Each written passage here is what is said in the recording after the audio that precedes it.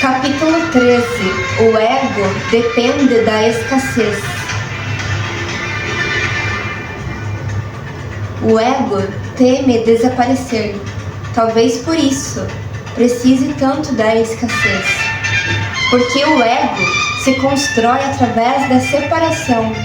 Ele nasce quando a consciência esquece temporariamente sua unidade com o todo e começa a identificar-se exclusivamente com o corpo, a personalidade, a história, o status, os desejos, as dores, os medos e os papéis humanos. O ego não é mau, e talvez esse seja um dos maiores equívocos espirituais da humanidade. Muitas correntes tentaram destruir o ego, sem compreender sua função.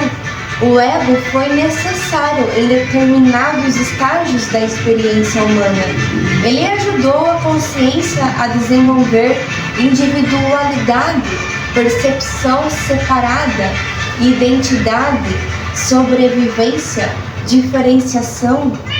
Mas o problema começa quando o ego esquece que é apenas uma expressão temporária da consciência e passa a acreditar que é o centro absoluto da existência. Então surge um medo, porque tudo aquilo que é separado teme perder. O ego teme desaparecer, não ser amado, não ser reconhecido, não ter valor, não possuir controle, não sobreviver.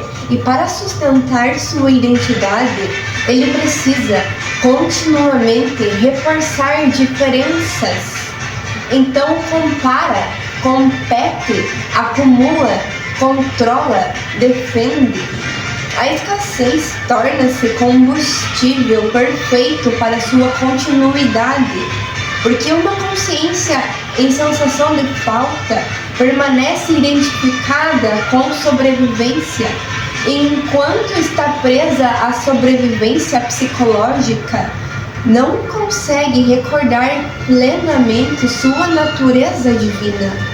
Talvez por isso o ego adore sistemas baseados em competição, hierarquia, validação, posse, superioridade, exclusividade, porque nesses sistemas ele consegue sustentar a sensação de individualidade separada.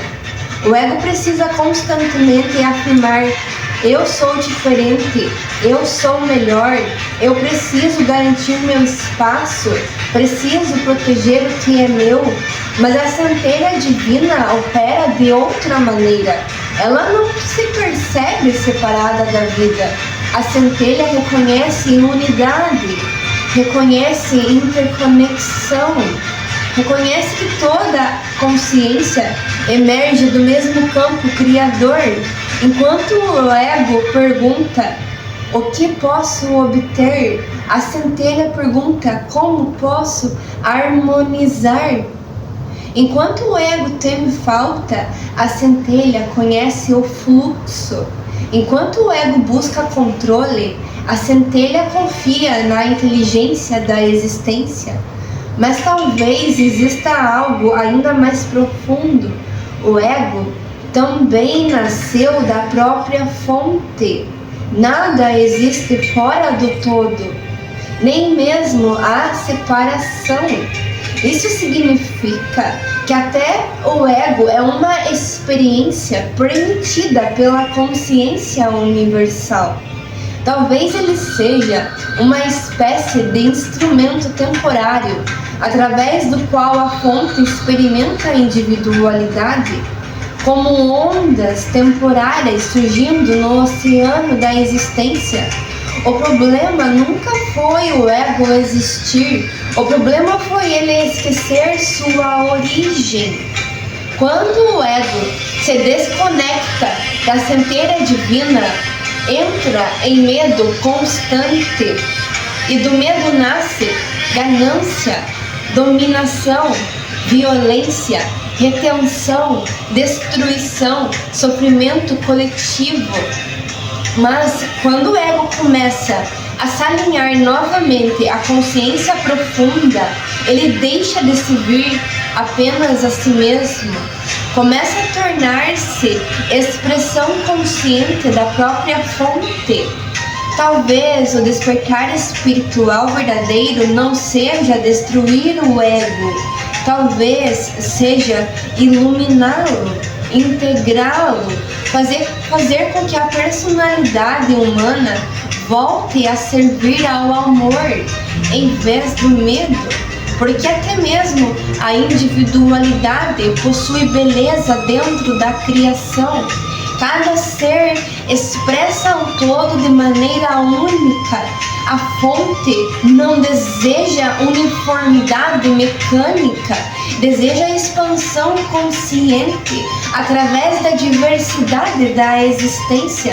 Talvez por isso cada consciência consegue dons únicos, sensibilidades únicas, formas únicas de amar, criar, perceber, manifestar o ego saudável. Então deixa de ser prisão e torna-se veículo, uma ferramenta através da qual a consciência divina experiencia a realidade física.